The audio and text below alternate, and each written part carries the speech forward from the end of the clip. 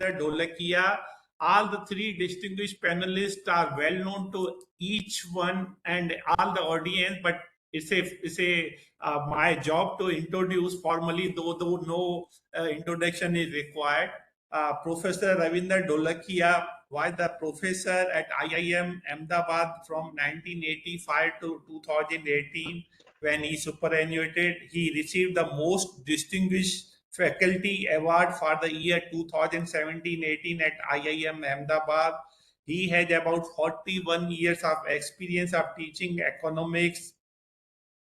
He was also a member of high-level committee on leveraging postal network.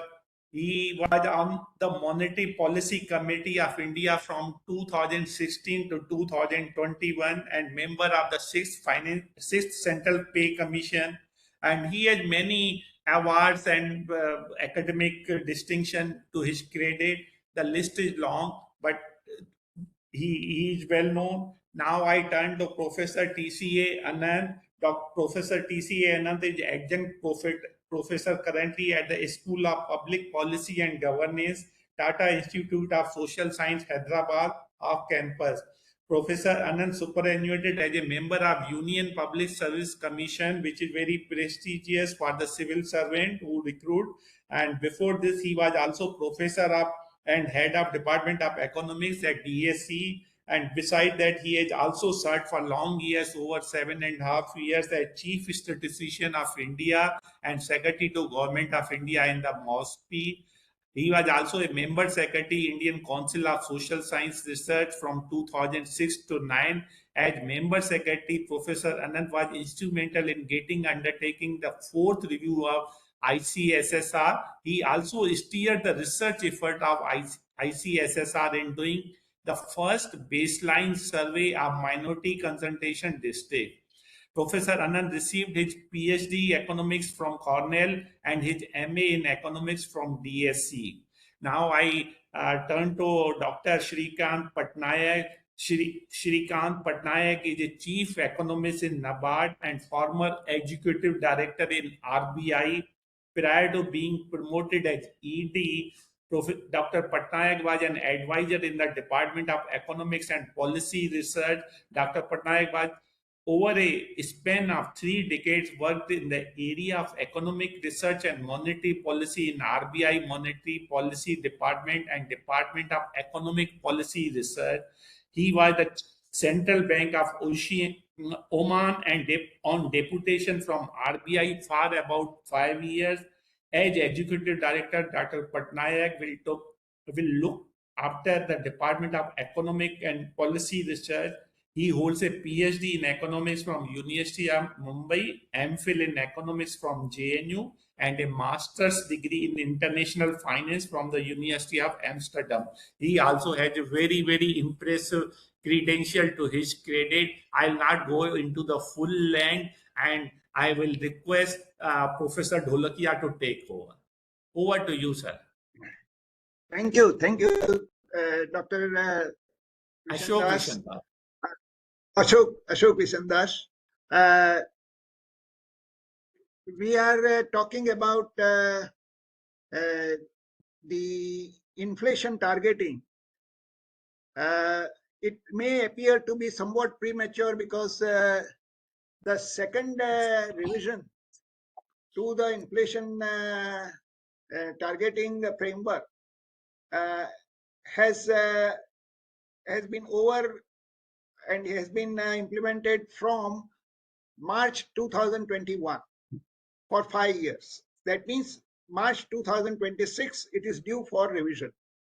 However, it seems that we need to really look at this entire question again, and we need to really start working for, if there are any kind of changes that we feel are required, this is the time when we should start start discussing, debating, and maybe building a consensus about certain things, because it takes roughly about 1.5 years or so to get to the consensus and then to communicate to the relevant quarters whether we require any changes in the inflation targeting framework. As you know, we have what is known as the flexible inflation targeting framework. It is not just the inflation targeting, but the flexible inflation targeting, which is a reasonable thing to have. And as such, we have the target of 4% plus or minus 2% as a band, tolerance band, as very often it is referred to. That means that ultimately it is 2% to 6%, which is tolerance band, and 4% happens to be the midpoint. Now, is this the way in which we should look at it, or we should be looking at it in a different way? What are the ways in which we measure and all that? These are all the things which we are likely to be debating today, and we have two very distinguished speakers on this panel, and I have been given the task of chairing the session in a way. So therefore, I feel that my other two colleagues should get the precedence. I'll come at the end, and I'll try to put my views also while rounding off the things. And then about an hour we will take for these things, roughly 20 minutes each. That is usually the way in which we will proceed. And then about half an hour of question answer session. That should be good enough. I think so. Shall I request Dr. Anant, who was the chief statistician and has handled this thing for a long period of time. So I request Anant to have his presentation on this issue. The floor is yours. Please go ahead and say whatever you want to about the inflation targeting and whether we need any changes. Thank you. Thank you, Professor Dholakia. And let me also begin by thanking EGROW Foundation, Dr. Vishandas, Professor Sharan Singh, and others for organizing this. I think let me start by making a small sort of observation related to what Professor Dholakia started with. Government's own review, which, as Professor Dholakia said, is due in 26, is a legalist formal position. But I think it's given this is such an important policy issue, before the next review becomes due, I think it is necessary that we create an atmosphere of discussion and research, and which is what I look at this exercise as a part of, to help create, if you like, a view amongst the community as what needs to be done. Because my sense is, and let me start the story from there, inflation targeting was introduced in India as a consequence of a report RBI under the chairmanship of Dr. Urjit Patel in the year 2014, and it was adopted by the NDA government in its first term, pretty much right at the beginning. So 2015, government announced that they are going to adopt inflation targeting. It was formally introduced into the law by amending the RBI Act by, I think, 2016. So the initial adoption, I would argue, did not have the same depth of debate in the academic community, because as one would expect such a big policy to do. It is true, inflation targeting has been in the global discourse for a very long time.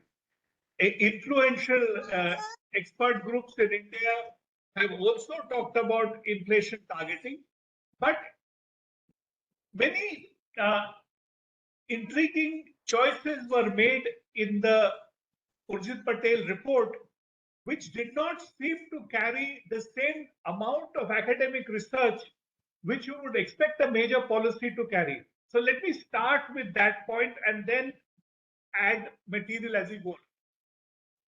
read the Urjit Patel report, there is a very intriguing. The basic essence of the report is that India needs to adopt inflation targeting. I'm not going to get into the mix of inflation targeting, rules by which the Reserve Bank can adopt monetary policy, because I think that has been discussed extensively over the years. And the sense that the Reserve Bank should, as part of, as a major focus of adopt inflation targeting, is something which I am not formally questioning. I believe that that is an important policy attribute. I'm sort of distinguishing inflation targeting from earlier monetary policy rules, which talked in terms of fixed money supply growth rate or an exchange rate peg and so on and so forth. And in many ways, inflation targeting as a rule by which the Reserve Bank seeks to adjust its policy rates with a view to influence inflation, I think is a sensible rule. But there are many elements which go into this, not all of which have been adequately discussed. So while I'm accepting the premise of inflation targeting, I am not necessarily accepting everything else which went with that premise. So in that context, I would like to place my remarks. I mean, I'm not making a principled objection to the concept of inflation targeting itself, but rather in the manner in which it has been adopted and implemented in India. And I may have things to add to it, which would say that when we review it, there are elements to it and nuances to it which we need to be more aware of. Now, back to the Urjit Patel report. Urjit Patel report essentially said India should adopt inflation targeting. For this purpose, they said that we should adopt the CPI, which was being produced by the CSO, as the index indicator to target. And they essentially said that the target should be around 4%. This was the recommendation of the Urjit Patel report, and it was implemented in the manner which Professor Dholakia has just outlined to you. In the report, Urjit Patel committee makes a very interesting observation. As you are all aware, CSO started producing the CPI only from 2010 onwards. So the experience at the time when this recommendation was made, for about 4 years of CPI, and the revised CPI, which we are currently using of the 11-12 base year, had not even made its appearance. The second thing which there was an observation in that report which said that we used to use the wholesale price index as a guide for monetary policy discussion. And I should point out that even earlier, before India adopted inflation targeting, inflation used to play a major role in RBI's discussions of monetary policy. The discussions would often involve discussions about drawn from the WPI. Now, in the report, there is an intriguing observation, and they talk in terms of consumer expectations. RBI is very fond of the consumer expectation survey, about which I will talk a little more later. That the consumer expectation survey tracks WPI till about 2012 or 2013, and then it seems to track CPI. Now, this is a very puzzling remark because it implies a level of sophistication on the part of household consumers in the manner in which they view statistical data, that they realize that CSO has started producing CPI, and therefore this becomes a better way for us to reflect inflation. And nobody seemed to question this observation. This is a mysterious observation. It implies something about the way consumers view inflation, and nobody asked the question, what happened? Why is it that consumers' inflation expectations survey tracks WPI till 2012, 2013, and then it suddenly starts tracking CPI? Something happened. What happened? This what happened is a question which nobody asked. In 2014, it didn't seem to matter very much, because the experience in India from till 2015 was broadly WPI and CPI behaved very, very similarly. In fact, when the CPI had been launched, I remember I had done exercise, in-house exercise. I was then chief statistician, and is there somewhere in this computer, which showed that if you construct a pseudo CPI using WPI prices, you actually mirror the CPI produced by CSO quite well. And I used that to make a long time series of CPI to show what had happened to CPI over the years. And broadly, CPI and WPI, as at least the part of WPI which measures consumer goods, track each other fairly well. But if aggregate WPI and CPI also move fairly closely together. Something very intriguing happens to India in the year 2014. Around the time Urjit Patel report is submitted and accepted by the government of India, we observe a phenomenon which we had not seen happening till then. For a very long period of time, for almost 3 years, there was a very sharp divergence between WPI and CPI. WPI for a 3-year period enters negative territory and in fact sees negative inflation at a time when CPI inflation was high but declining, but consistently remained negative for almost 3 years. And since 2014 until today, WPI inflation has been extremely dampened. It has remained low, generally below CPI, except for a very small, brief period around the start of the Ukraine war, when global prices shot up, global commodity prices shot up, fuel prices shot up, everything shot up, and for a brief while, WPI exceeded CPI. Other than that, for this 10-year period from 14 to 24, WPI has been low and often in negative territory. CPI has consistently been high, relatively, but within range of the RBI target for most of the period.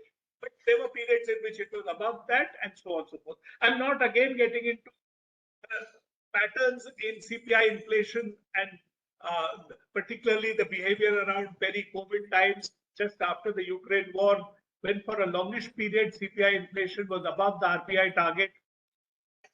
I'm again not getting into the discussion just of that.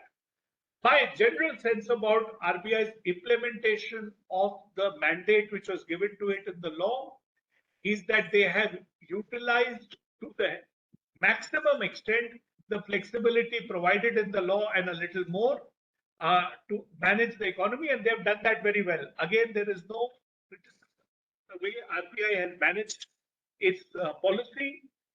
This is a general, I'm sort of doing a conceptual discussion about the target, the instruments being used, and the way it is being measured, and what we need to do going forward. This divergence between WPI and CPI has not, for the most part, attracted attention from Indian macroeconomists and theorists. This is an intriguing phenomenon. So I had to look up this in a little more. There is a very nice NBER paper which appeared a couple of years ago, which points out that this is actually not a new phenomenon. This is not just a phenomenon restricted to India, it's a global phenomenon. And they call it the Great Divide. They point out that this paper points out that from about 2000, somewhere around 2010, 11, 12, thereabouts, globally we see a shift, divergence appearing between consumer prices and producer prices. And this paper argues that this poses a challenge to monetary authorities globally. Now, why has this happened? This paper hints at it, and they suggest it has something to do with the global production value chain which has emerged in the period post-2000. Implicitly, what is not being stated is from 2000 onwards, and certainly since 2010 onwards, the global trade situation has seen as one country, China, emerging as the global warehouse and the global supplier of virtually all types of manufactured goods. China has invested enormously in manufacturing capacity. This excess capacity in manufacturing is the major reason why manufactured goods have seen a dampened inflation phenomenon post 2010. But there's one other element to it. China's expansion of manufacturing capacity did not strike anybody as being excessive until the global financial crisis. The global financial crisis led to a demand slowdown globally, which meant that suddenly we were sitting globally in a large excess capacity in manufacturing goods. Most of this excess capacity was located in China. China was trying to resolve its implications by using a variety of trade policy tools to make their exports competitive, and was pushing, if you like, dumping these commodities globally. So many countries had started complaining about the impact of Chinese manufacturing on their production, particularly in the post-global, the long moderation which took place in the global economy post the global financial crisis on account of the Chinese excess capacity. This situation became particularly worse after the Ukraine war, when supply chains were interrupted, trade sanctions kicked in, which had a lot of effect on global trade. Countries became extremely concerned about excessive dependence on one source.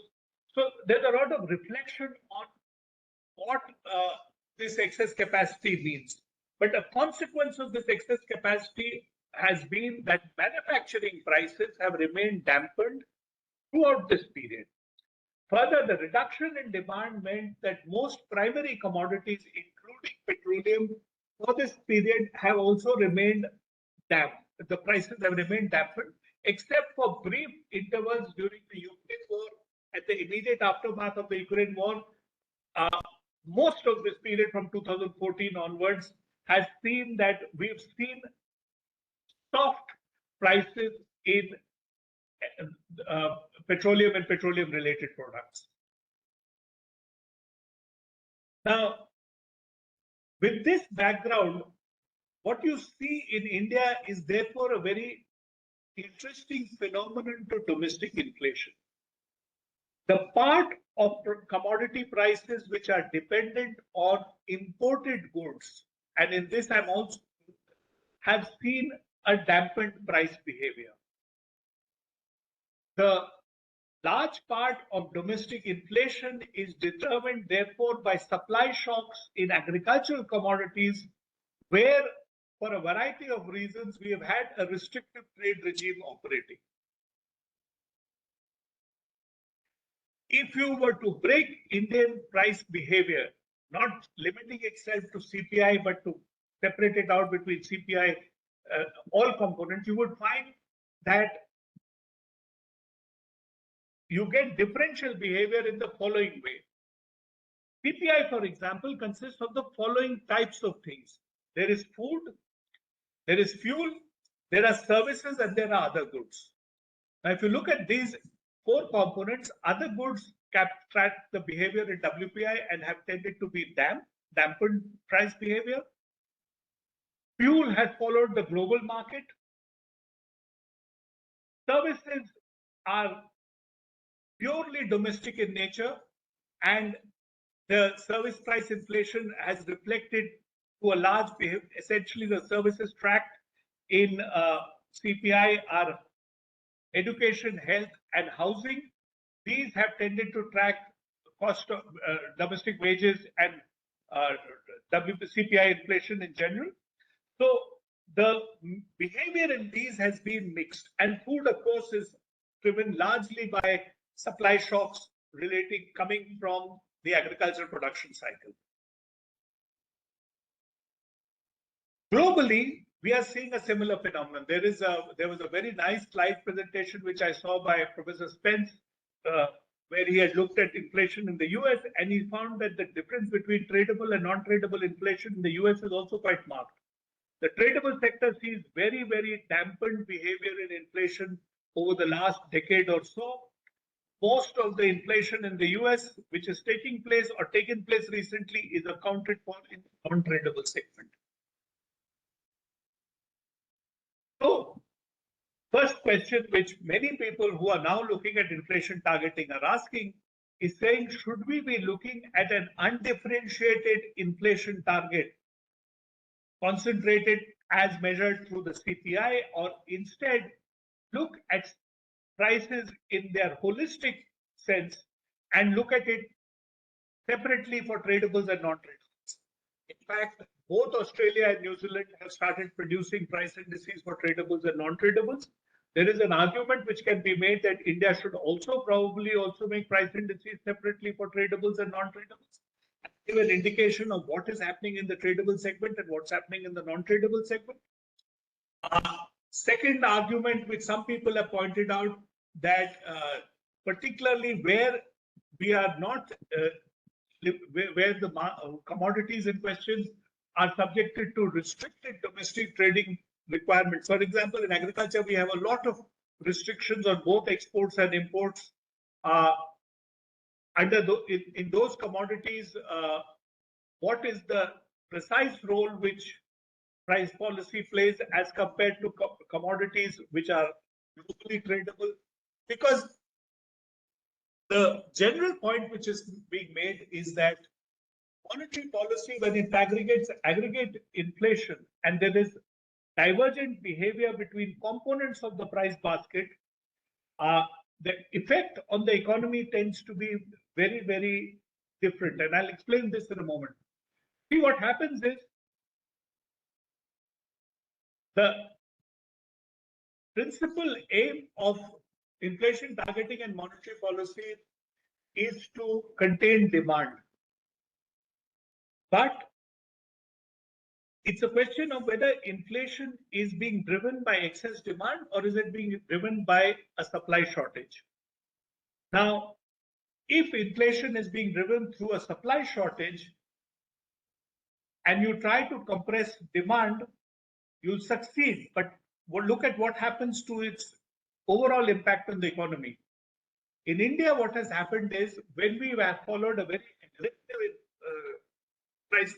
price control regime, which we did between 2016 to 2018 or thereabouts, we raised interest cost and held them high well after inflation had been reduced. The impact on domestic manufacturing was lethal. In fact, if you look at what happened to the Indian manufacturing sector from 2017, 18, 19 onwards, you find it suffered from a triple shock. One was on account of the NPA crisis in the banking sector. Second was on account of the high interest rates being maintained by RBI. And the third was on account of damped international prices because of excess capacity in China. The combined effect of all the three was that the Indian manufacturing sector really suffered in this period. Subsequently, thanks to COVID and thanks to a somewhat more enlightened RBI policy, two of those constraints got relaxed somewhat. And there has been an extent of manufacturing revival. But if government wishes to seek to strengthen manufacturing going ahead, it needs to take a look at prices more systematically and break up these components. And when it gives guidance to the RBI and what to target, it needs to separately examine the impact on tradables and non-tradables and distinguish between the inflation impetus which is driving non-tradables separately from the inflation impetus driving tradables. So one part of the reason for arguing that we should review the inflation targeting approach is that our choice of indicators was probably premature. CPI does not capture the inflation experience of the country adequately. We need to work with a suitable basket which involves elements from CPI and WPI. There is an interesting observation in today's paper. Raghuram Rajan seems to be saying the same thing. he said that maybe India should do with a mix of CPI and PPI. India as yet doesn't have a PPI, though there are some indications from news columns and so on that government will implement the recommendations of an expert committee on moving to a PPI. So with luck, in the next few years, we will probably see us actually producing a PPI as against a WPI. The distinction is technical and small, but it will be very important from the point of view of policy, because if we were to adopt a price target which captures PPI, we will give RBI guidance which affects a larger segment of the economy than consumers alone.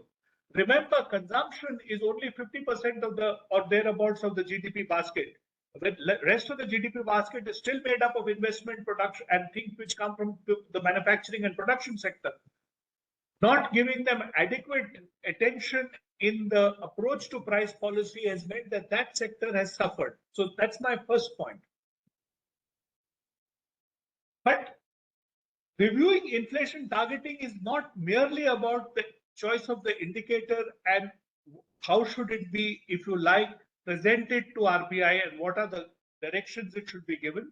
Because to some extent, RBI itself has been doing this, because they have been looking at least in the monetary policy discussions, it's not that they're not looking at the broader price pattern which is available even with the CPI and WPI data. So they are looking at it. So, but bringing it into the law will make the system cleaner.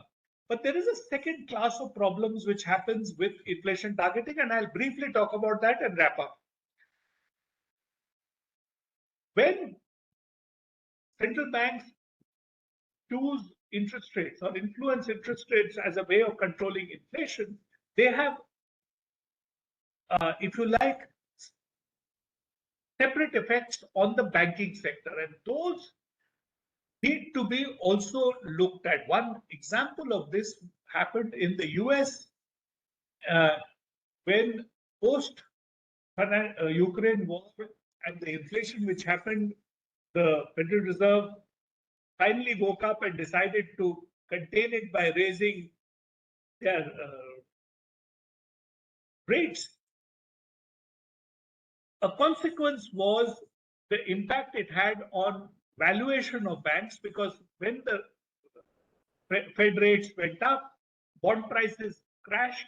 The fall in bond prices meant that the portfolio position of a number of banks suddenly looked very weak.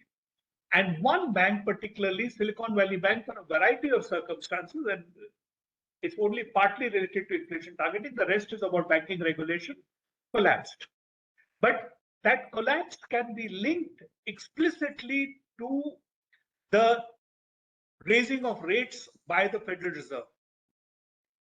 Conversely, when Reserve Bank of India lowers the rate, or a central bank lowers the rate, the pressure on banking profitability and margins also gets affected, because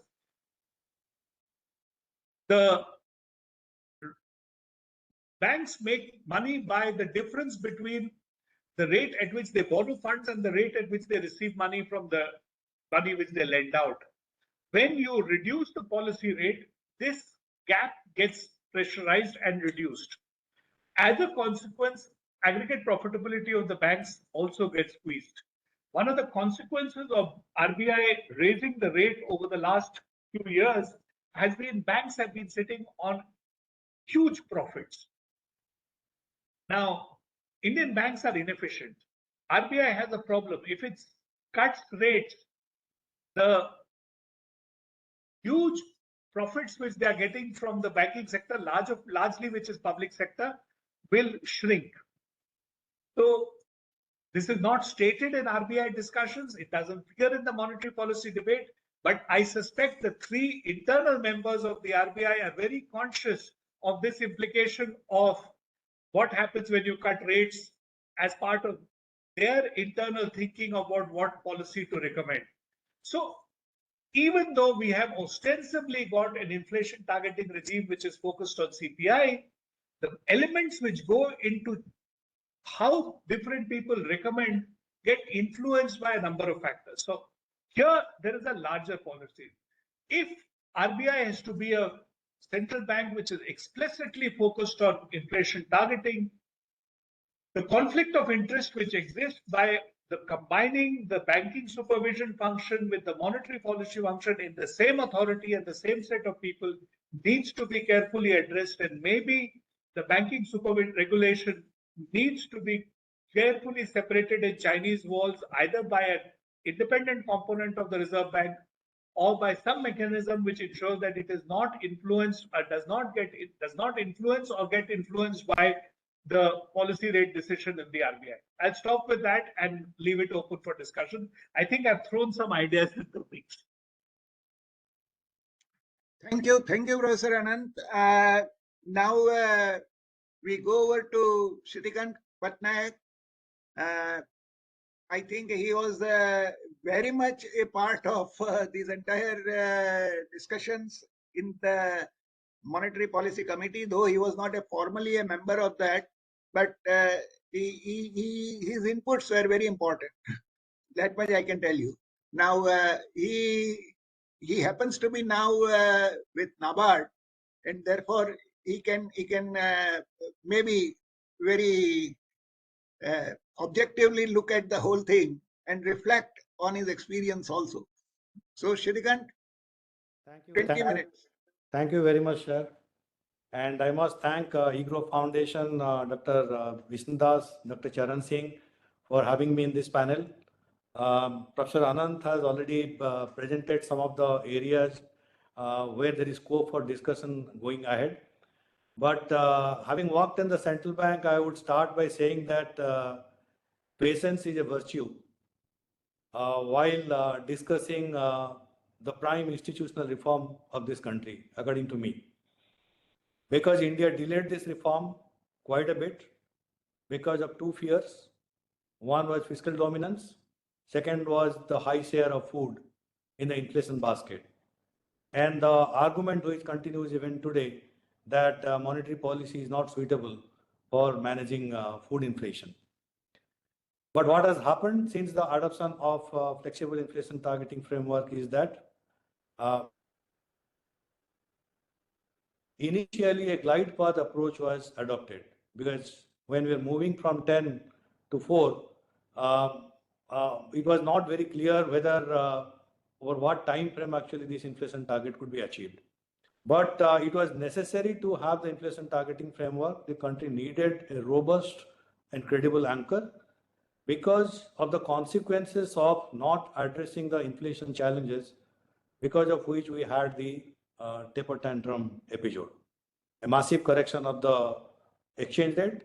And that is the only time when exchange rate defense was used. Interest rate was raised effectively by 300 basis points to stabilize the exchange rate. So if we want to avoid such adverse ramifications for the economy, so clearly restoring the credibility of the anchor was absolutely critical. So what has been the experience in the last 8 years, little more than 8 years?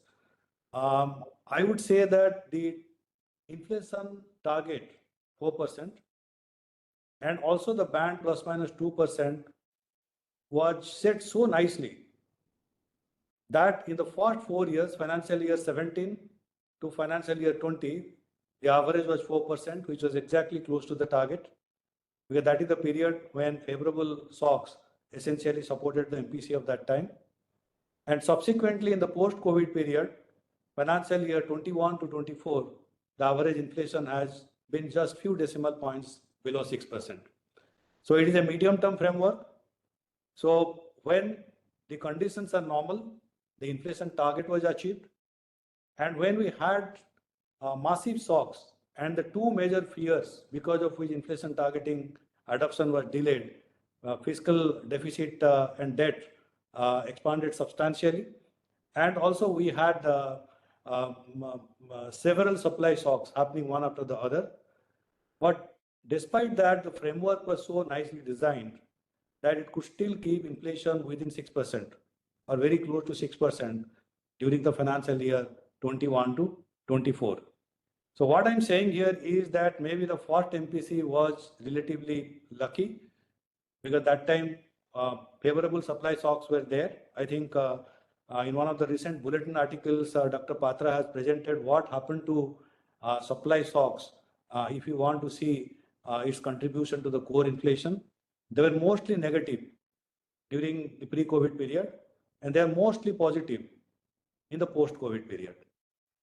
So I would say that not only that this particular inflation targeting framework has achieved what was intended in terms of delivering price stability in the economy, but more importantly, it has given to the country the nominal anchor. The nominal anchor is essentially about restoring macroeconomic stability in the economy. So there are multiple dimensions. I think in the last 8 years, there have been views as to how the inflation targeting regime would have accommodated more views. It should have been debated more, and maybe certain fine aspects of the things which have been realized now post facto, they could have been incorporated. But I would argue that based on the experience of last 8 years and based on the global experience of dealing with inflation management, that if we either revise the target, particularly raise the target or change the band, or we change the nominal anchor by excluding few items, particularly food, both actually would be suboptimal. So most of my discussions here today will be centering around these 2 points, because if you change the target, it would not give you better growth inflation outcome. And if we remove also food or any other item from the anchor, that also is not going to be optimal. So let me start with the first one, because the report on currency and finance, when the inflation target was due for review in March 2021, examined this particular issue in great detail. Taking into account the international literature that was available till then, India is the only country which transparently tells how the inflation target has been set. There is no other country, no other inflation targeting country, which has been so transparent in telling how the target and how the corridor has been set. So it is a trend inflation, as argued in the report on currency and finance, that is the target, and the upper range of the estimate of threshold inflation that has been taken as the upper tolerance band. There has been an argument that actually the threshold inflation itself should be the target. So instead of 4%, maybe if the threshold inflation is 6%, 6% should have been the target. In that case, the growth sacrifice would have been much less. So I would draw your attention to one of the speeches Dr. Subbarao had given. The title of that speech, I think 2013 speech, just before the temper tantrum, was whether there is a new normal inflation in India. And he had talked about type 1 error and type 2 error. What is type 2 error? If your inflation target is set at 4%, but ideally it should have been 6%, then what you would do, you would tighten more, so you would sacrifice growth. That is type 2 error. What is type 1 error? Type 1 error is you set the target at 6%, but ideally the target should have been 4%. And in that process, you overstimulate and tolerate 2 percentage point higher inflation. So if we compare the trade-off here, because as we know, because in economics, we always say that we must avoid type 1 error first, and type 2 error may be okay.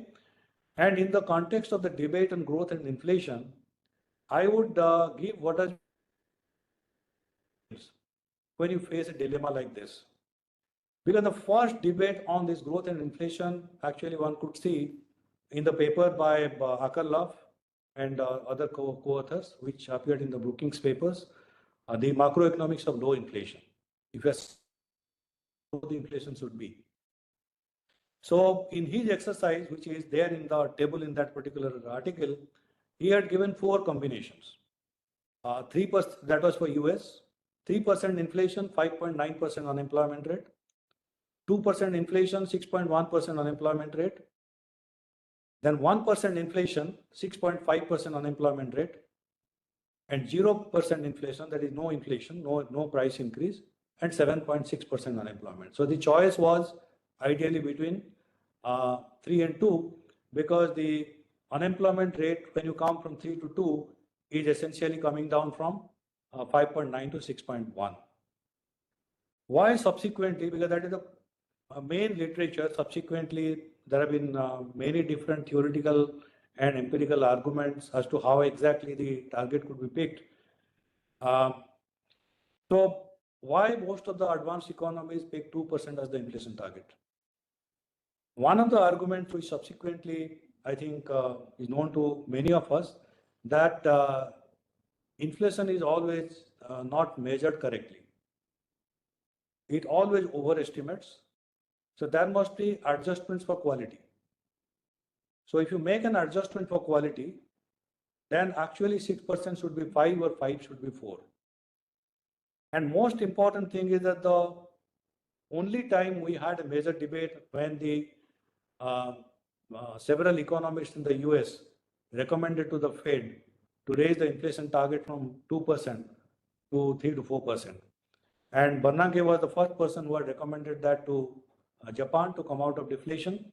And then subsequently, even Krugman, Olivier Blanchard, they also recommended raising the rate to come out of the ZLB constraint. In 2017, the Swiss central bank, that is Riksbank, their researchers have come out with a nice piece of article, the level of inflation target. It essentially captures the debate that has happened on both sides, which are good for raising the inflation target. So the first argument is, if you raise the inflation target, inflation volatility will rise. Because it is empirically established in every country that there is a strong co-movement between inflation variability and level of inflation. So if you raise the inflation target, inflation variability will increase, interest rate will become much more variable, and the very definition of price stability, that the investors, the consumers, the savers, they should ignore looking at inflation if you have delivered on price stability. So if you allow your prices to be more volatile, then that objective will be defeated. So it will be not welfare enhancing, but it will be reducing welfare. The second reason, what I think is studied quite a bit by now, Japan raised its inflation target from 1% to 2%. But it took 16 years, only in 2023-24, it had inflation greater than 2%. So what I'm saying, if your underlying or trend inflation is 1%, and you just take a decision to raise the inflation target to 2%, you cannot achieve it. And consistently, policy after policy, Central Bank of Japan, they gave inflation projection as 2%. But the realized inflation was either 1 or less than 1. It never moved above 1%. The third aspect, I think, which is coming out from that review article is that it is easier to set a higher target when you are setting the target first. But once you have set the target, it is very difficult to raise it, because it will lose the credibility of the anchor. Because once you raise the target from 4 to 5%, then the market would expect that under certain circumstances, this target may be raised further to maybe 6%, maybe 7%. That's what exactly has happened to our FRBM. Another fine institutional reform, but we deviated from that after the global financial crisis. And we are still not back to the new normal, because new normal now many are discussing as 4.5, no more 3%. So the moment we talk of changing the target, we'll be exposed to similar risk, what has happened to FRBM. The fourth argument, what they have presented is that it is very difficult for a country in a globalized world to raise the target. Because most of the countries, particularly emerging market economies, are thinking of moving from a low middle income country to a high middle income country, and high middle income country to high income country. And all the countries which have successfully transited from low middle income country to high middle income country, and then to high income country, they have taken their inflation targets closer to the 2% target which is there for advanced economies. There is very rare example of any country raising the inflation target. And in that context, that particular article also presents two estimates of threshold inflation for advanced economies. One is 2.7, the other one is 3.4. And subsequently, the empirical literature, which is mostly DSG-based theoretical literature, they also have justified that despite the challenges that many of the advanced countries' central bank faced because of ZLV constraint, by remaining with the 2% inflation target, they have seen the benefits now after the post-COVID massive shock that they faced. After 40 years, I think inflation raised to record high levels in all the advanced economies. So what this robust monetary policy framework, the inflation targeting framework delivered in the advanced economies is documented in the recent literature, which is by Bernanke and Olivier Blanchard. They studied the experience of 11 advanced economy central banks. So what they find is that the three shocks, food shock, fuel shock, and also the supply chain disruption related shock, all dissipated over maybe 6 quarters. Earlier, the perception was that it will dissipate over 4 quarters, so they may be transitory. But the most important argument that they have presented there is that this time, despite such massive increase in interest rate, we didn't have a global recession. The first reason there is inflation expectations were anchored. That's why central banks didn't have to raise interest rate that much as what happened during the Volcker regime. And second, of course, the labor market conditions, because labor unions are not very powerful these days, as a result of which real wages didn't increase. So the wage price spiral that generally happens, that didn't happen this time. So this particular evidence also supports that if you have a robust monetary policy framework, even when you face a crisis, massive supply shock, it actually helps in restoring macroeconomic stability faster.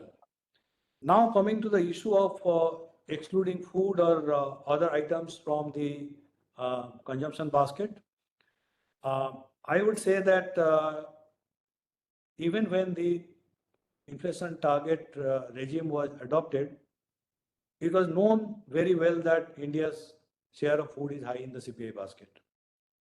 And it was also known at that point that the decline in the share of food is not going to be substantial. And I can say that even when the next review happens, 2026 or maybe 2031, the next one, India's share of food will continue to remain above 30%. So what the report on currency and finance did while reviewing this particular aspect, they had highlighted the critical role of the tolerance band. Because the tolerance band was set by taking into account the maximum extent to which your headline inflation can deviate from the upper tolerance band or the lower tolerance band when you face food shocks or fuel shocks. So if I remember those two tables of report on currency and finance correctly, so what they have presented is, in one side is all the countries where the share of food is more than 30%, and another table, emerging market economies, where the share is less than 30%. And what has been the standard approach to deal with food and fuel shocks? Either you have a target in the form of a range, or you have a target with a corridor. And none of the emerging market economies actually had a corridor of more than plus minus 2. And then subsequently they have given another table. If you see the monthly evolution of inflation, 88% of the time, monthly headline inflation, of course, that time the COVID shock had not happened, 88% of the monthly inflation had remained within 2 to 6% band. And this was achieved despite more than 50% of the food inflation prints not remaining within 6 to 2% band. And more importantly, 80% of the vegetable price inflation not remaining within this plus 2 and plus minus band. So the framework, I would say, that had taken the best ideas which are available by that time, and subsequently the very fact that we have faced repeated shocks from the supply side and also an expansionary fiscal policy in the post-COVID period. During that period also, on an average, inflation remained marginally below 6%. So in that sense, I would say that this particular target and the framework has worked in a very nice way to deal with both normal situations and exceptional situations. Now, if you suppose remove food from the anchor, here we must realize that when you get a food inflation shock or a fuel inflation shock, or maybe a vegetable shock or pulses prices shock, these are relative price shocks. And the relative prices shock essentially tell us in a market economy that the resource allocation mechanism is not working. Because if food prices are rising faster than non-food prices, and if we see using the GVA deflator, this is what Professor Dholakia had told me, so I checked. So if you take the agriculture deflator for manufacturing and services and overall non-agri, it is consistently rising. If we items in the food price index, they are that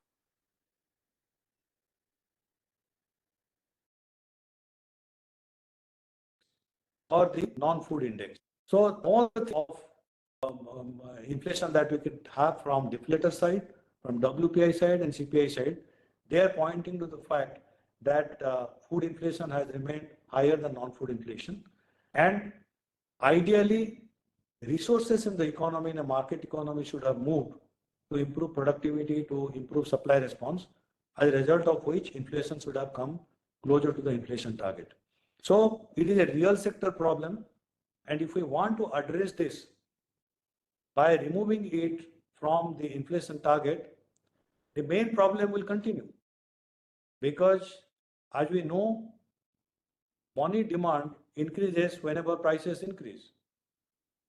So in the current monetary policy regime, whenever money demand increases, because that you have to keep your weighted average call rate very close to the repo rate, the entire money demand has to be accommodated. So currently what is happening, the central bank is selective in accommodating such supply shocks. Because if it feels that the supply shock is transitory, that means oil prices increase in 1 month and one time, so the inflation will remain high for 12 months, but in the 13 months, it will come back to the original level. And during that period, monetary policy accommodates, so there is no growth sacrifice. Only when monetary policy realizes that it is spilling over to core inflation and it is a risk to generalized inflation, then only it acts.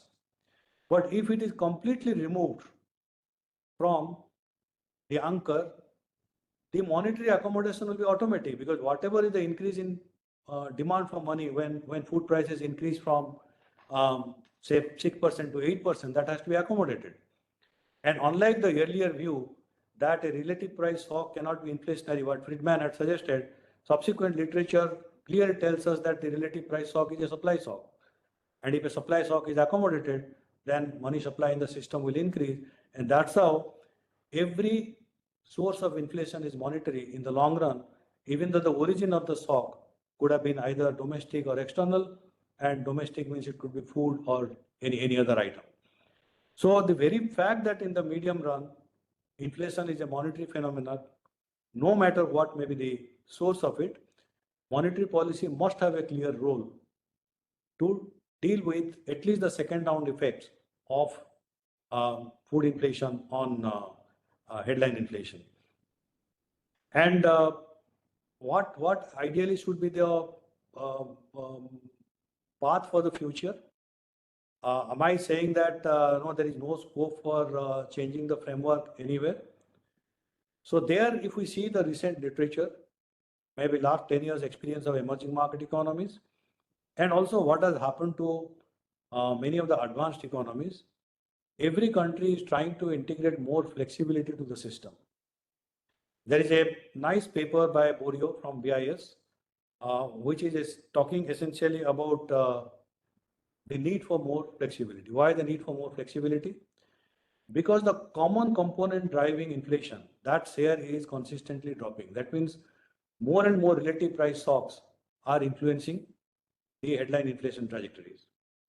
And because of the common component of inflation is consistently declining, what is happening, and that is also being debated in India, the effectiveness of monetary policy in restoring price stability, that also possibly is getting impacted. Either it is getting delayed or maybe the extent of impact would be much less.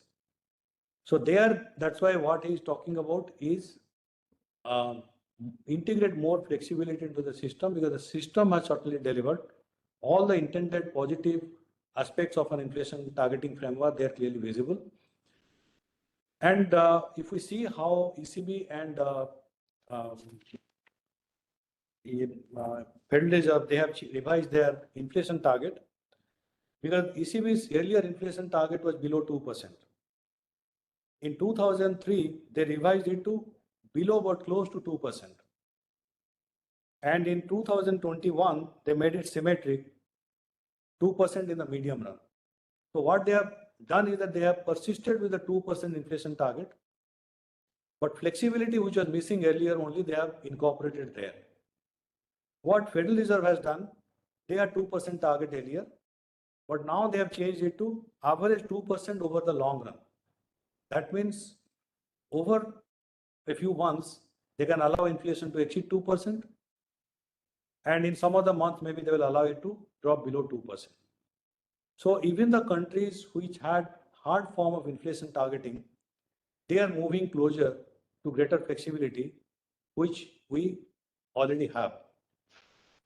So is there a need for integrating more flexibility going ahead? There have been aspects which were discussed even during the expert committee time and also during the report on currency and finance time when the target and the band both were reviewed. So besides the article by Borio, which provides the reasons why there should be more flexibility, there is also a nice article by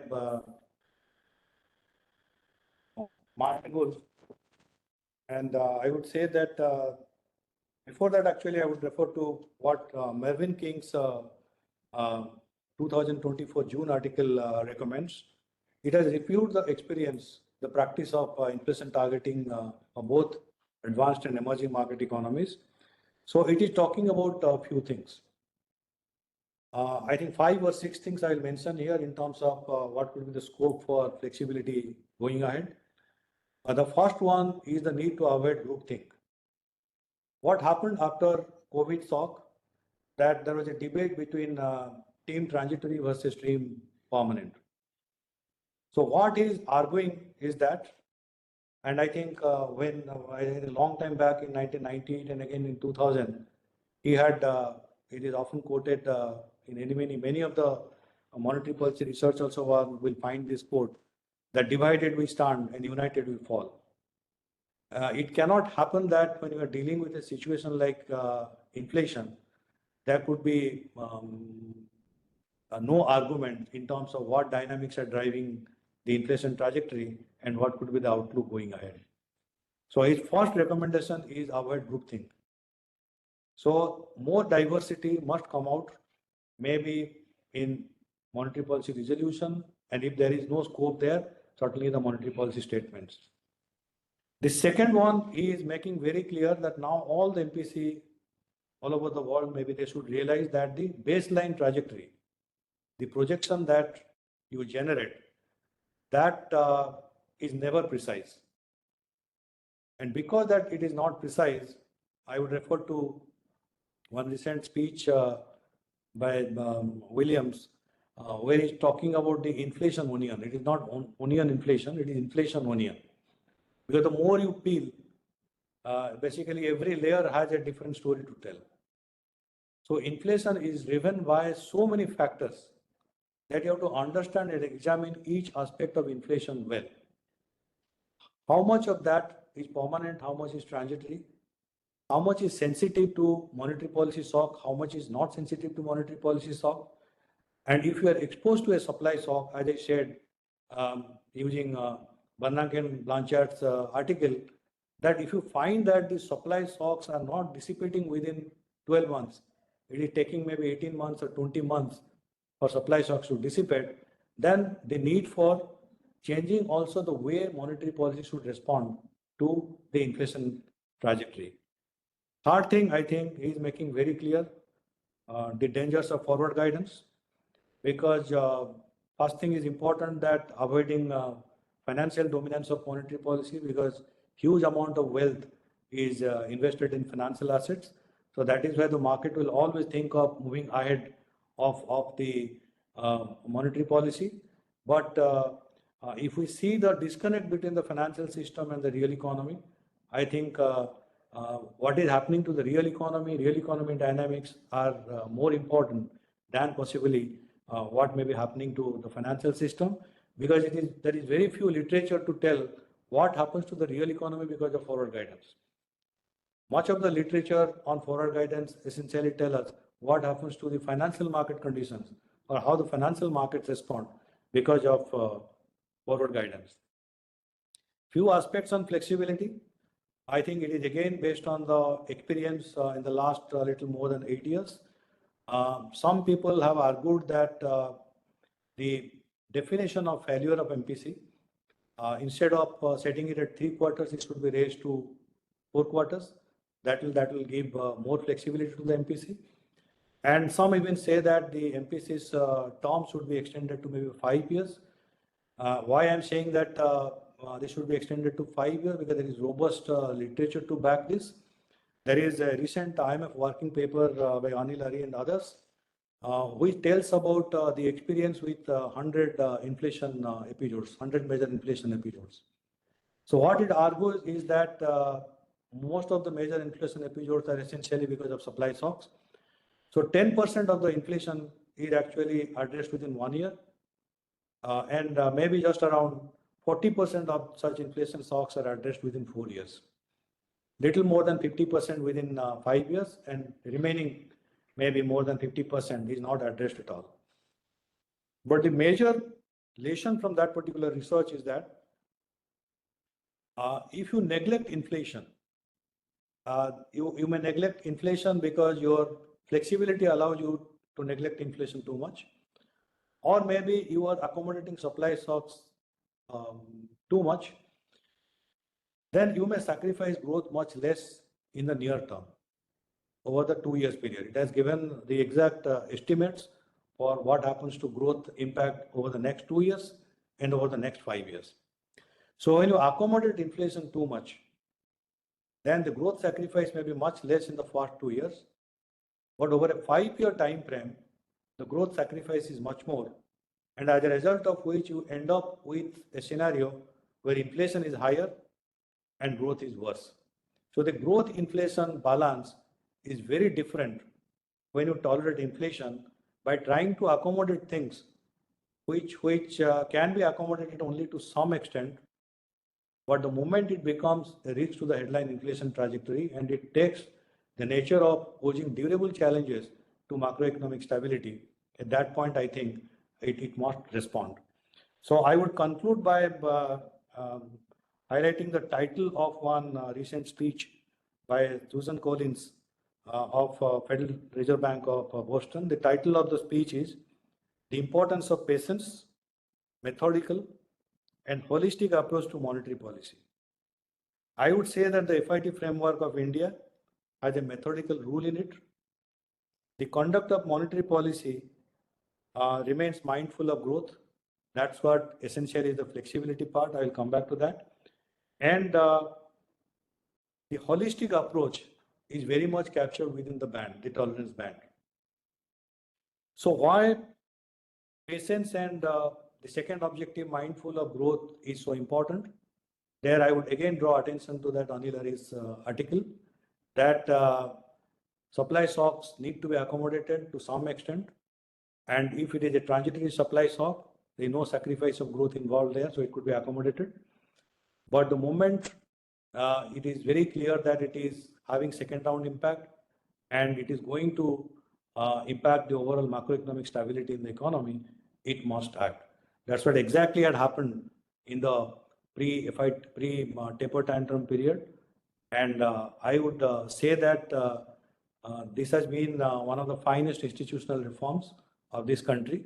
This should not be diluted because it has clearly delivered what it intended to achieve. I would stop here. Thank you. Thank you, Sitikantha. Now it is already 5:10.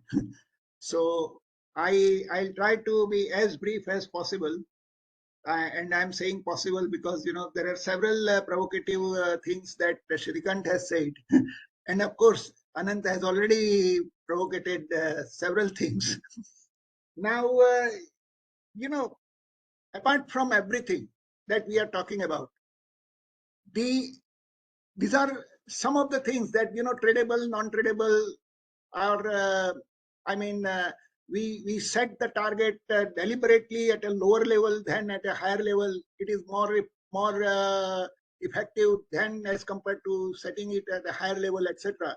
These are the arguments which one can counter.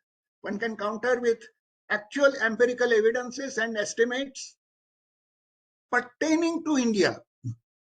I would remind Sitikantha that please, during your entire presentation, accept the fact that the food weightage in our basket is more than 30%. There was hardly anything which was specific to India.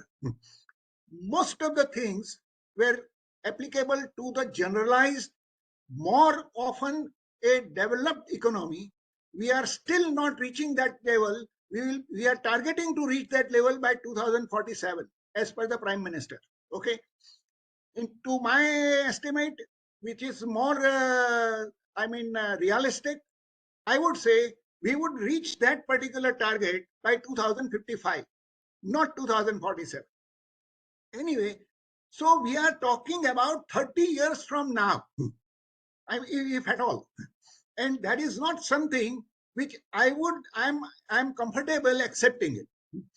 I would say we need to be more practical. We need to be more pragmatic in terms of our setting the targets. If we set the wrong targets, we are likely to face the consequences, and very serious consequences. Like, say, for instance, you are saying that the low target is better because, if you now raise the target, you will lose the credibility. And you gave the example of the fiscal deficit and fiscal things. Sir, you gave a correct estimate and the correct thing. In the first place, there was no justification whatsoever. Not a single justification I have found which is acceptable, palatable to me. Why a country growing at the rate of 7.5% to 8% should have only 3% as a combined fiscal deficit target. This is not something which I have ever been able to understand. Similarly, if I look at that, so first of all, your target itself was wrong.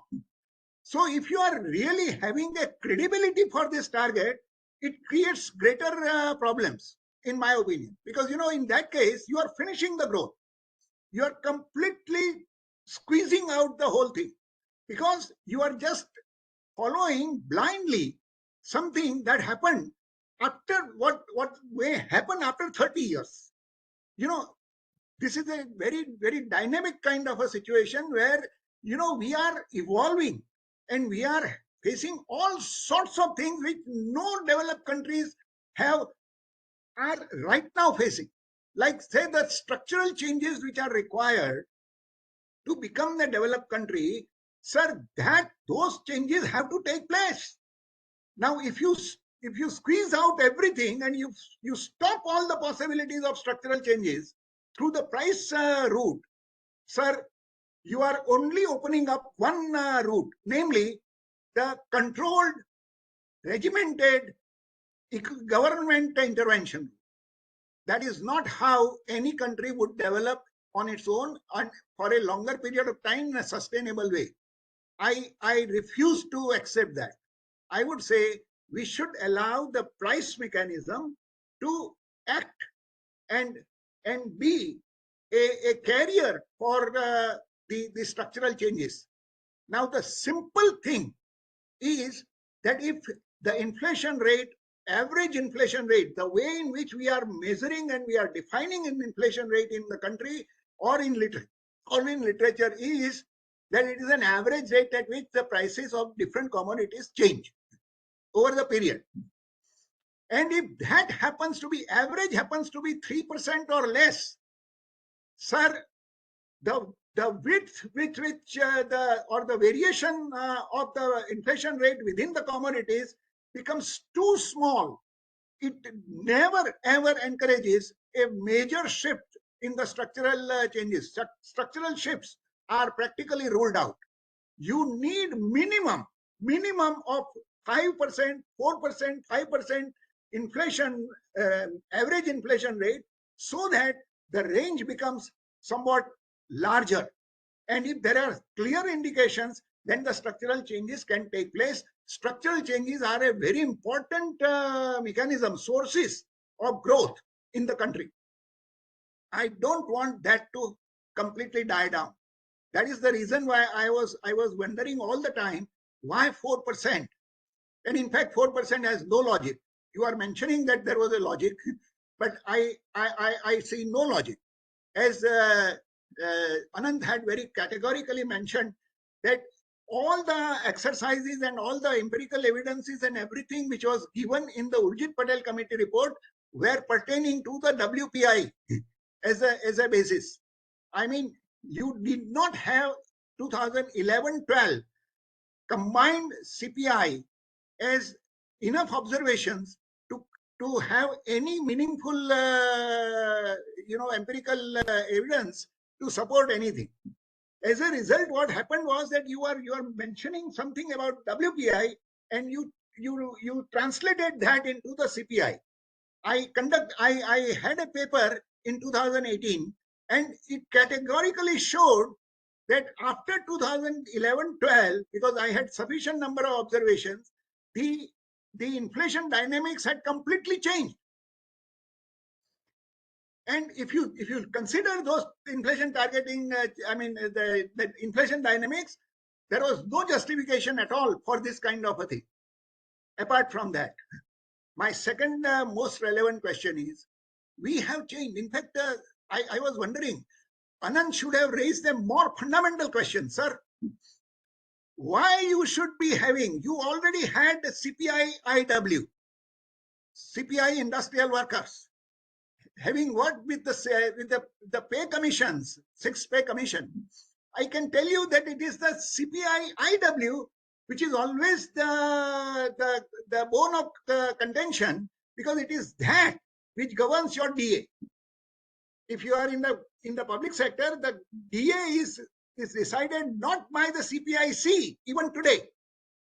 It is decided by CPI-IW. And CPI-IW has something like 399 commodities as the basket, versus only 299 commodities groups as the basket in CPI combined. Even CPI combined is a very, very abstract concept. It is basically a weighted average of the CPI rural and CPI urban.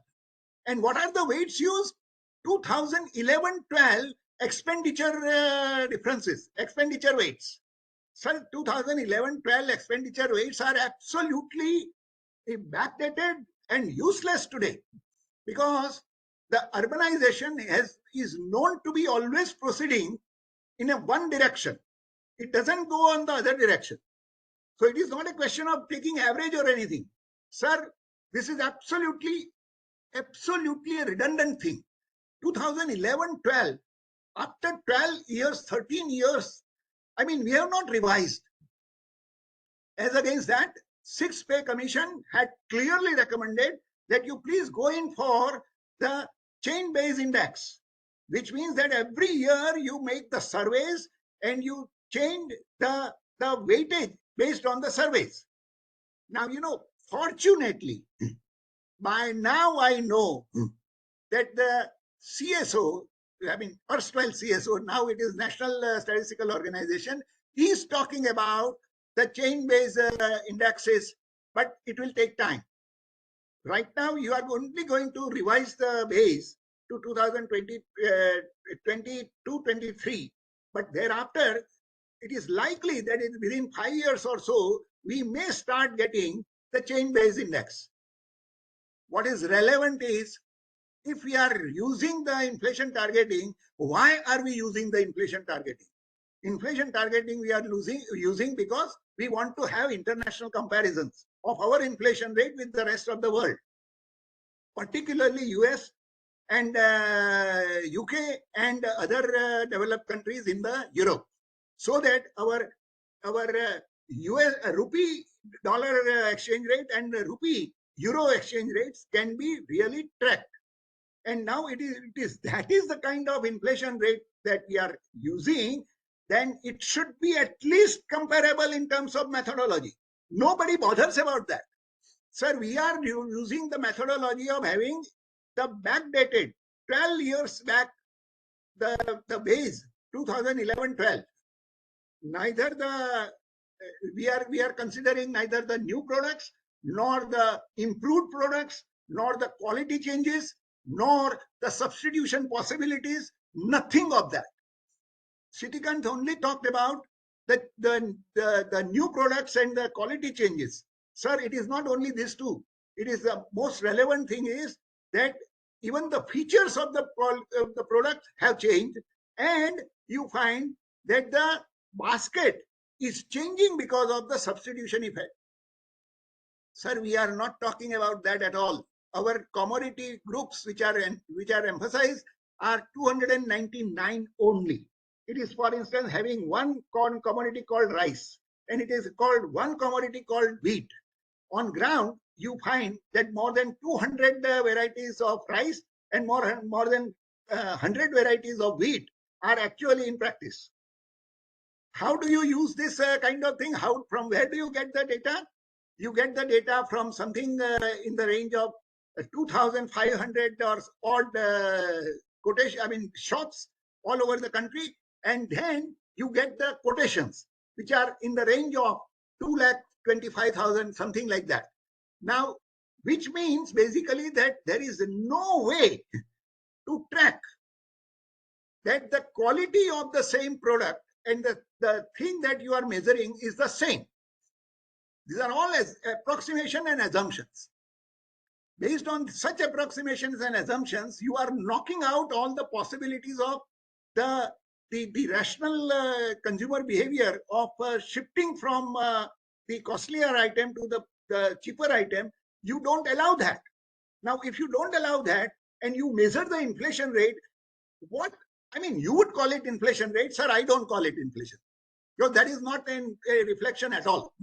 It is not measuring inflation at all. If you look at the things, sir, there was in 1997, Boskin and the company, there are 4 or 5 very prominent econometricians and economists who were members of the commission.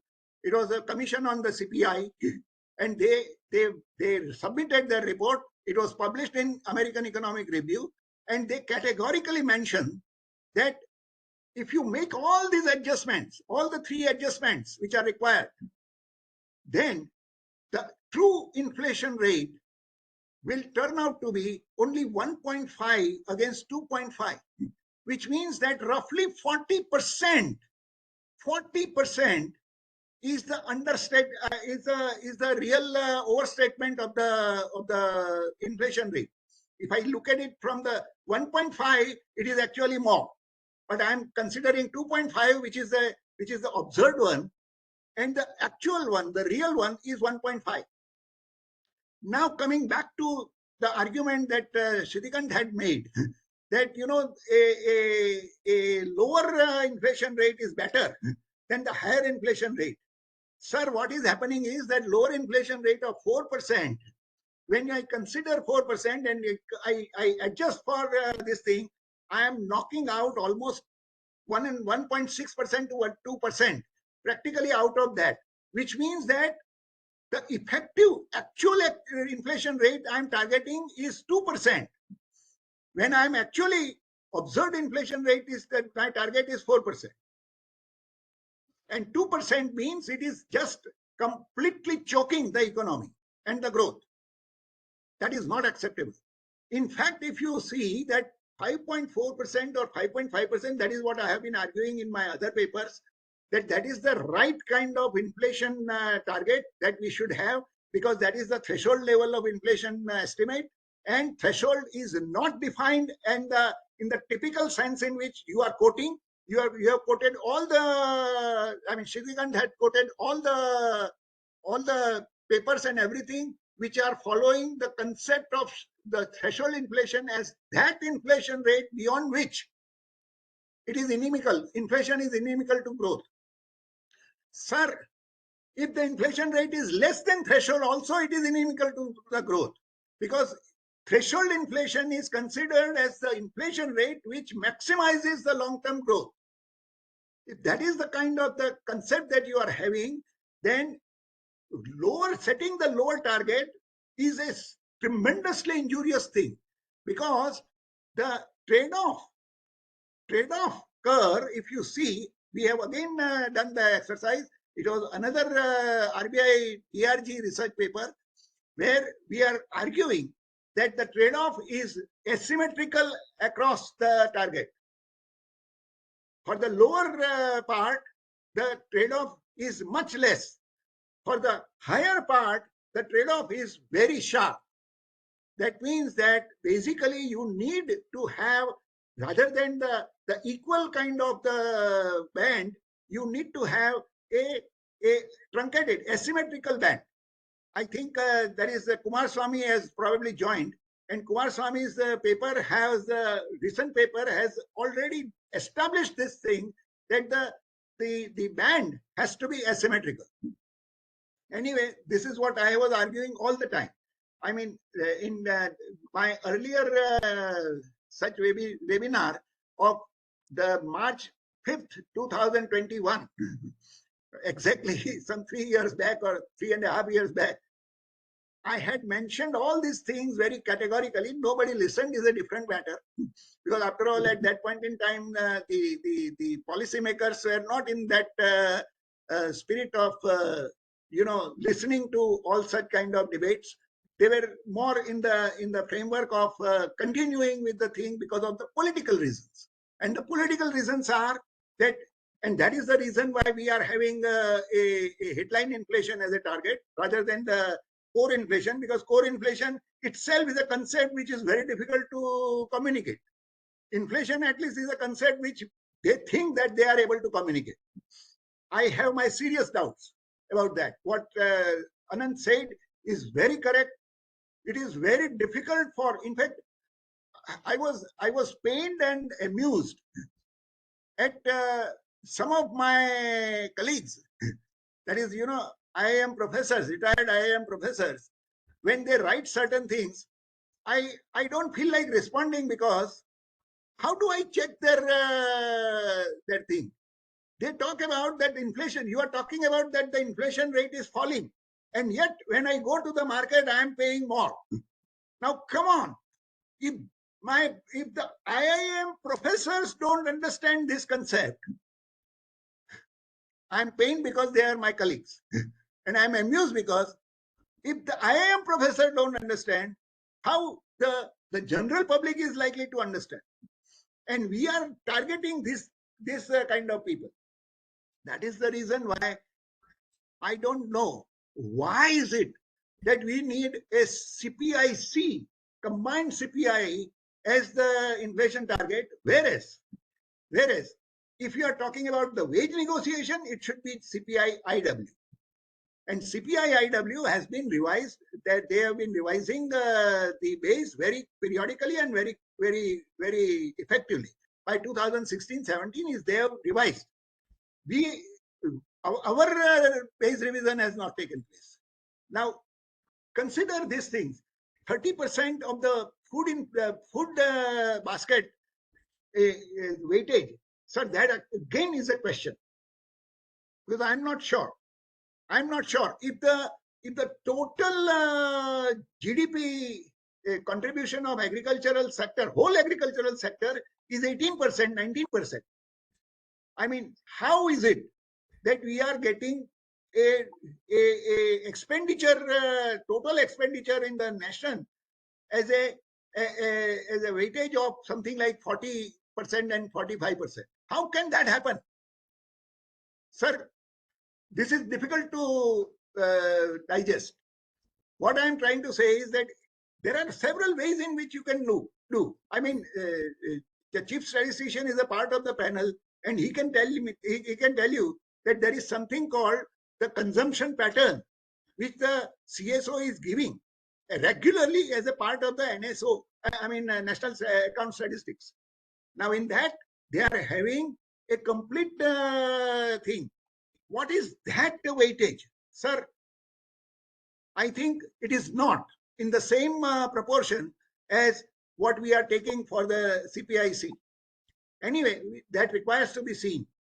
All that I am saying is that there are several such issues that if we want to be, actually we are targeting the inflation rate, and if we are targeting the wrong inflation rate, then it is inconsistent with other goals. Other goals like 3% fiscal deficit. Sir, 3% fiscal deficit is no longer a goal.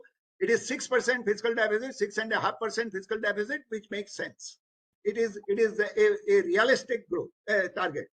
Similarly, the CAD, the current account deficit, 1.5% to 2% is a reasonable and a practical kind of a target. When the Prime Minister has given the growth aspiration target of having the 5 trillion economy by 2025-26 and by 10 trillion economy by 2031 or something. Now, if you consider the implicit growth target in real terms, that is a target. These three targets are not consistent with 4% inflation target. They are consistent, if at all, with 5.5% inflation target, the way it is measured today. I would say that this is absolutely absurd that we are going ahead with this kind of targets, and we are trying to then justify why these targets are important and why these targets are very relevant. If we are maintaining these targets, we pat ourselves. Actually, when we lose the sight of other targets, when we perform very poorly on the other targets, we don't pat ourselves for that. In fact, we should also pat ourselves for that. That it is because of us, we have lost the target, we have lost the things. I think it's a very sensitive matter. The policymakers have to take a very holistic view. It cannot be only one thing separately. I think people might have won Nobel Prizes for this purpose, that, let the monetary policy be completely independent of the fiscal policy, and fiscal policy be completely independent of the monetary policy, and all other kind of things. Sir, people might have won the Nobel Prizes. Right now, from the India's perspective, we have to be very clear. We need to be more practical while setting the target. We need to be very, very clear. What exactly are we setting? I mean, the panelists did not get into this part, but they should be getting into this part. Very often, people are misconstruing and misinterpreting the target as a point target, whereas you have the flexibility imposed, and Sitikantha mentioned that it is considered as a range. Sir, is it a range target or is it a point target? Range from 2% to 6%, I agree. 4% is only a midpoint. Then don't call it a target. You say it is a range, which is a 2% to 6% is a range, and anywhere in between is fine. That is not the way the monetary policy of late has been working. In fact, it is saying that if the forecast of the inflation 12 months down is more than 4%, it means that we are missing the target. Sir, 4.5% is not missing the target. It is within the target. And if you are saying that there is 4.5% is missing the target, therefore we will not loosen the credit policy or anything, will hold the rates, that itself is a question mark. Because in that case, you are interpreting the target as a point target. Now, given the fact, given the things that I mentioned in so many words, that nothing is a point. Sir, point target is a misnomer. Even in the Olympics, which you might have watched recently, sir, the archers and the shooters have the targets, which are not the point targets, sir. There is a small circle which becomes the point. That means there is a margin of error which is allowed. Now, this margin of error is not allowed and it becomes a point target, then you are actually, you're in a pure conceptual way, you are never achieving the target, because point is by accident you are having a point. Sir, that is a very, very important matter, that we need to be very clear what are we doing. So the way we have been interpreting, I mean, this is a more lighter remark, so don't take it beyond a point. The lighter remark is that the flexible inflation targeting, the flexibility is basically given to the members to interpret the way they want. Otherwise, inflation target is 4% plus or minus 2%. But the flexibility is the way you interpret.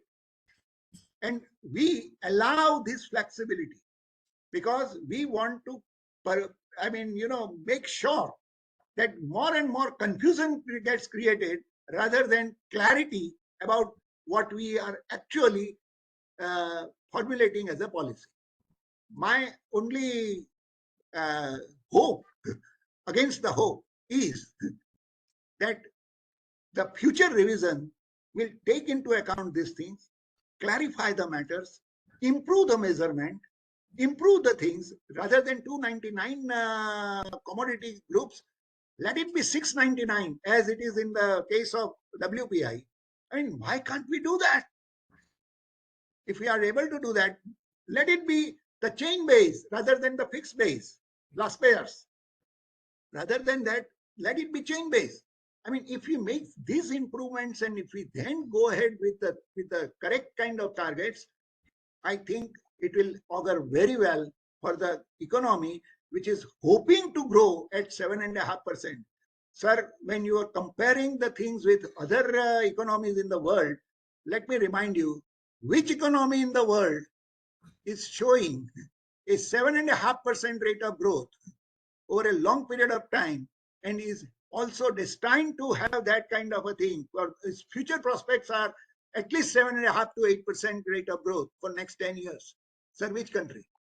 If there are no such countries, let us chart our own things which are more relevant to us, which are more logical looking to us. Thank you very much.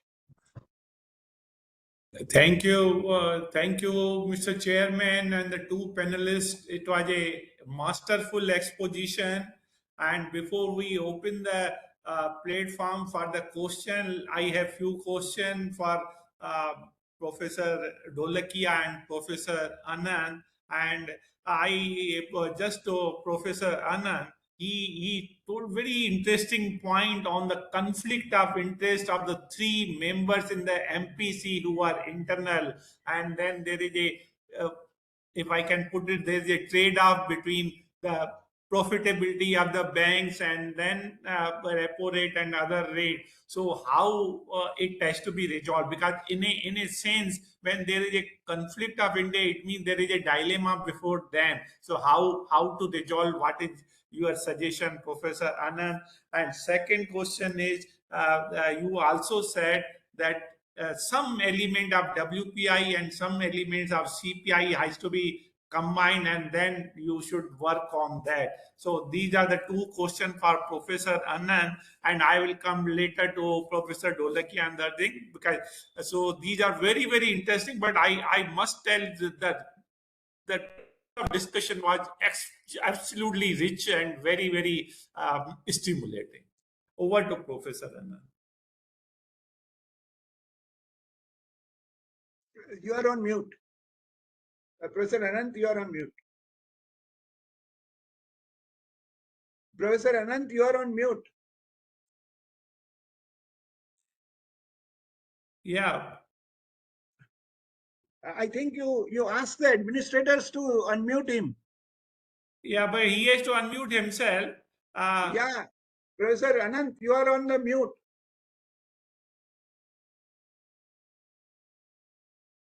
Please unmute yourself. Please unmute yourself.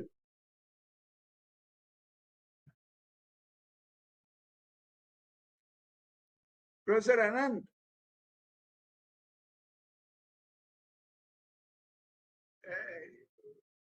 Ashok, you asked the administrators to unmute. Yeah, because, yeah. they Yes. Hello, Professor Anant, you are mute. yeah, Please. he must be trying. He must be trying, but he Yeah, is not he able to seems do to be that. trying. Yes. Yes. It is the administrators who have to do that.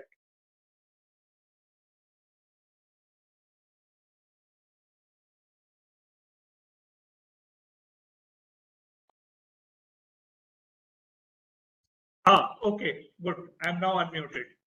Okay, great, great, great. Oh, no, Ashok is trying to call me, but No. uh, this issue of conflict of interest between the monetary policy part of the Reserve Bank and the banking regulation part is a complex problem. It has been pointed out many times. I mean, in fact, we talk about, RBI be given autonomy and independence to manage monetary policy, but this conflict is sloughed over. This is actually a serious problem. One way out is actually to separate out banking regulation completely and have a separate independent banking regulation board from the Monetary Policy Authority. That would be the ideal solution. A less ideal point would be actually to state it upfront and ask the RBI, when it is talking about this, to actually quantify the likely impact on the banking sector when they're making recommendations on the inflation target. Because, I'm somewhat sensitive to the fact that RBI does have a difficult rope balancing act to follow, particularly when there are demands to reduce rate, because the banking sector is fundamentally inefficient. If you were to lower rates too much, rest assured your banks would get into trouble and they would ask for additional capital support from the central government. So at the moment in the MPC discussion, there is no reference to the likely impact on the banking sector. An immediate answer which RBI could put into place is that statement should be made a mandatory part of the MPC discussion. But the ideal solution would be to create a separate banking regulation board. Great. But as a member of the MPC in the past, let me assure Professor Anant and the listeners that in all our discussions, and they were threadbare discussions, they lasted for more than 4-5 hours in a row. I can tell you that, and nowhere anybody mentioned these concerns. I mean, if there are any mention of this concern or even any hint of that, we were intelligent enough to understand. But I think people were not looking at that at all. So there was no such conflict of interest that we could experience. Okay, that much I can tell. Professor Dholakia, the point is, the RBI will never acknowledge there is a conflict, and therefore they will not say it. But let me give, the fact is, the experience of the Silicon Valley Bank shows you that these conflicts exist. What RBI should be asked to do is when they are making a statement, they should be making a statement before the Monetary Policy Committee, which is inclusive of the likely impact of interest rate policy on banking profitability. That is a very well taken thing. That part can be added, I think. But as far as the internal members are concerned, they were. A lot of these things don't happen. Yeah. I'm not Explicitly. saying, and please understand, I do not wish to attribute motives, nor do I'm actually, I believe the RBI has done a very good job. True. Given all the constraints it faces. I'm very supportive of what they have done. True, absolutely true. I mean, with all these things, all my criticisms and everything, I would still say that they have been doing excellent job of this thing ever since 2016. Anyway, Sitikantha, you had said to say something. Quick point in terms of information, because the stress test analysis results are regularly reported in the Financial Stability Report, which is a biannual report. So along with the Monetary Policy Report, which is biannual, RBI also releases a Financial Stability Report, where for different scenarios of interest rate risk and different shocks in terms of increase in interest rate and decrease in interest rate, what happens to the profitability of banking system, and as a result, what happens to the capital adequacy requirement. That is very transparently presented in the Financial Stability Report very regularly. Quite, Sitikantha, you're absolutely right, but it is not part of the monetary policy discussion. Yeah, that's correct. Yeah, No. he has a very valid point. If this kind of a sentence or two to be added, that by holding this thing or by increasing this or by reducing this is likely impact on the finances of RBI. There is nothing to lose. I think it is only becoming transparent, and I think it will take care of his concern. Very right. Thank you very much. This is a good idea. Thank you. Professor Charan may be having one or two questions. Professor Charan, you are there? Because with Charan, you think it is only one or two questions? No, because obviously Charan might have many, but he is also mindful of the time constraint, so he may restrict one or two. But in case he is still there, because he has to go in the the other meeting of the PM. He actually should have been a panelist because he has very strong views on So and I was actually being very careful because I was not opening up a set of debate because I said I accept the fact that some form of inflation targeting is. I like that. A very strong set of views even on that.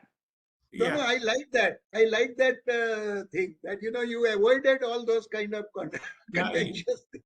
You were the craftsman because you focus on certain things and you know best what to say and what not to say, and many times you have the art of saying only those things which ought to be said, and that's very good. Now because we have overshot the time, but still we can have two questions from the audience. Anybody are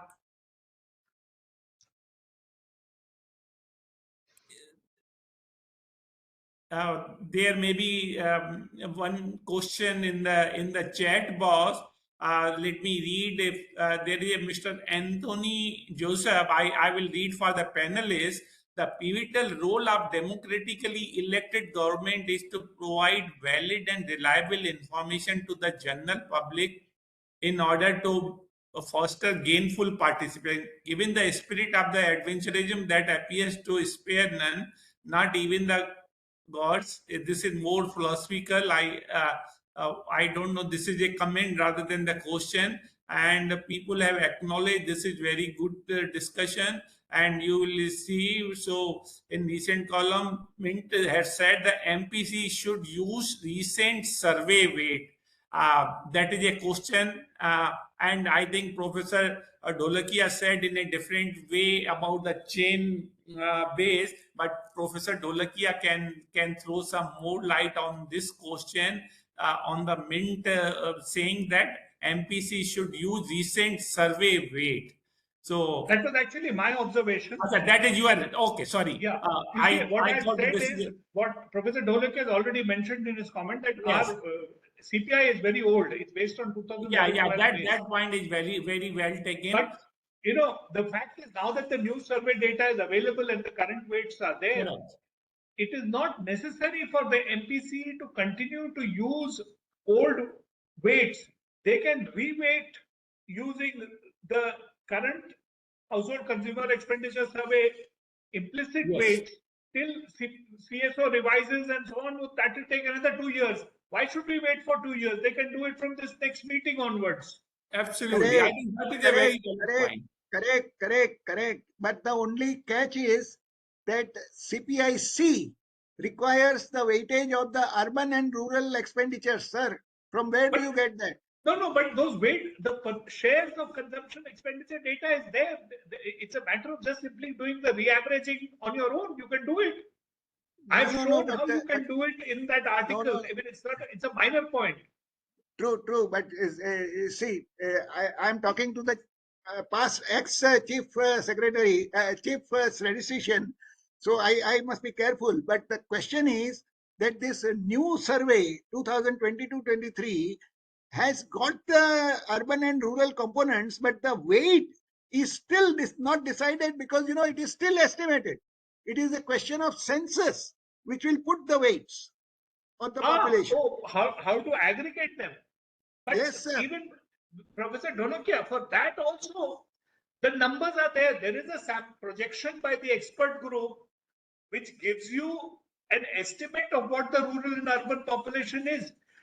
Your point about if you are going to work with a point estimate, there is a problem. But if you want a range estimate, I can Then give there is you no ranges. I agree, sir. But that itself is a question.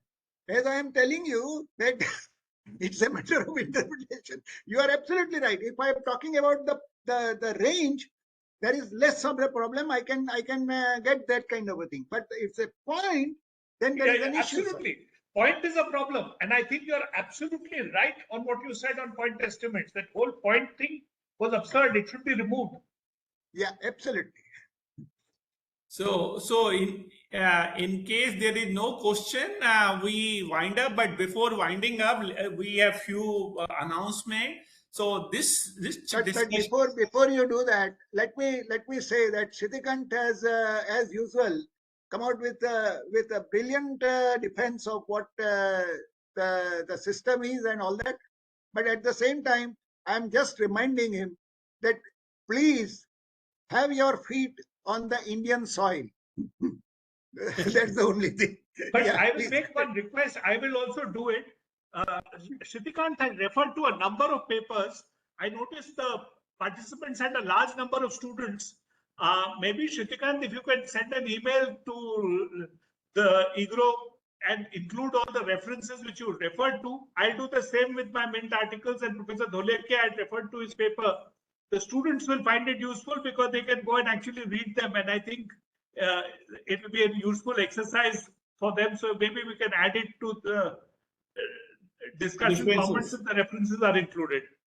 So what I'll do actually, last week I gave one presentation which is video recorded. It is available in YouTube. It is almost 1 hour 40 minutes. So the topic is only this. And all the references I mentioned, they are there in that presentation. So maybe I'll send it to Dr. Charan Singh. Okay. Thank you. And I'll have last concluding observation if I'm permitted. Yes, please go ahead. Because whenever we talk of a major institutional reform in a country, before having that institutional reform, there will be many limitations. And in an area like having a new monetary policy framework, as rightly highlighted by Professor Dholakia and Professor Anant, clearly data availability and having some consensus on some of the estimates. These were the two challenges.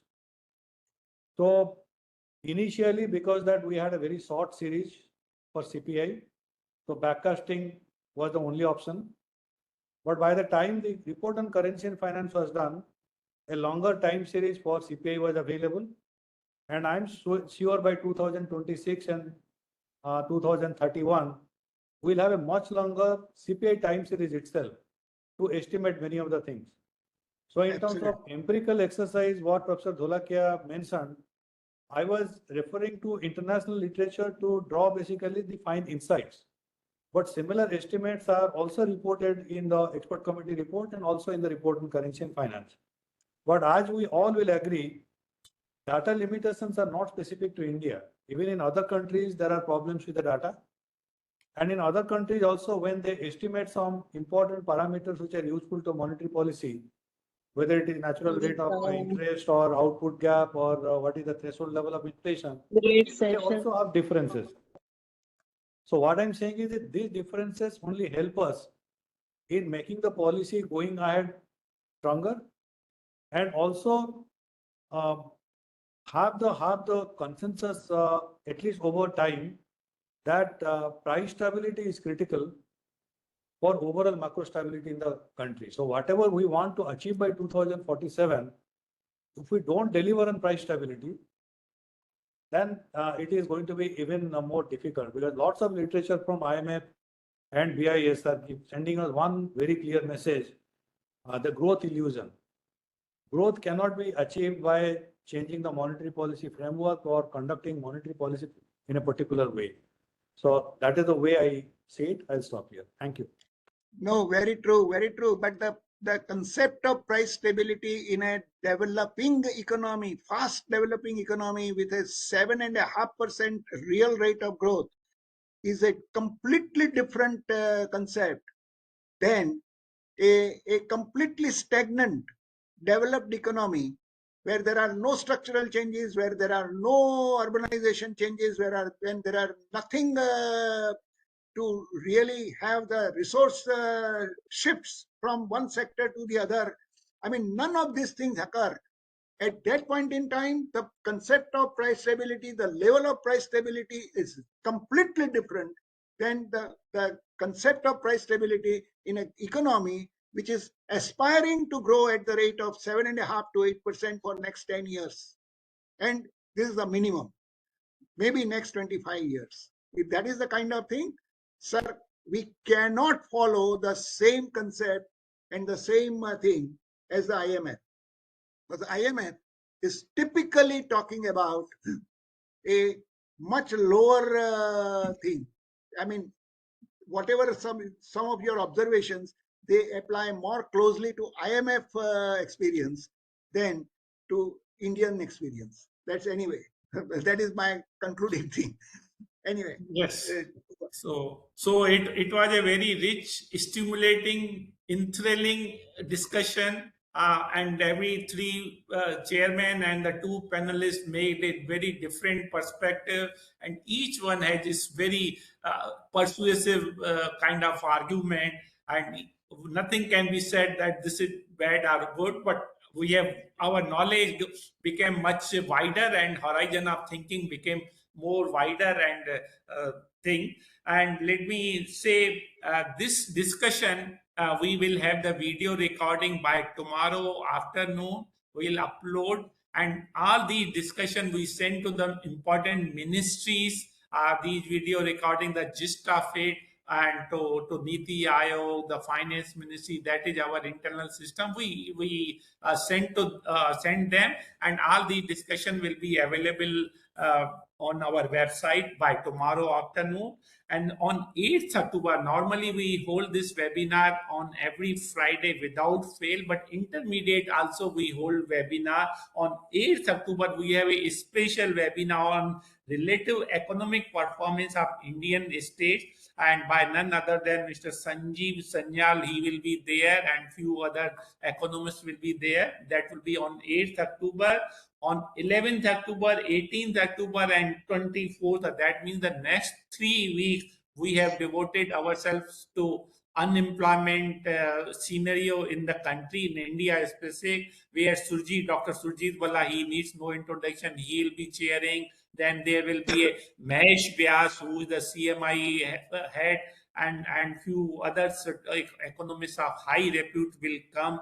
And before I call it a day, my sincere thanks on behalf of EGROW Foundation, on behalf of Charan Singh, and on my own behalf, I thank you very much to the chairman and both the panelists, Professor Ravindra Dholakia, Professor TCA Anant, and Dr. Pattanaik, and my sincere thanks to all the audience who were listening very carefully. And we get very good feedback generally, they send separately. And so this was very enriching experience, and all good things in life come to an end, and this session is no exception. And I request all our esteemed panelists and the other audience to make it known to their friend circle and other academicians about next 3-4 webinar, and we'll be holding, and I expect you to please spare time for those. That will be very, very stimulating discussion. So thanks indeed, and have a wonderful weekend. Thank you. Thank you. Thank you. Thank you very much. Thank you.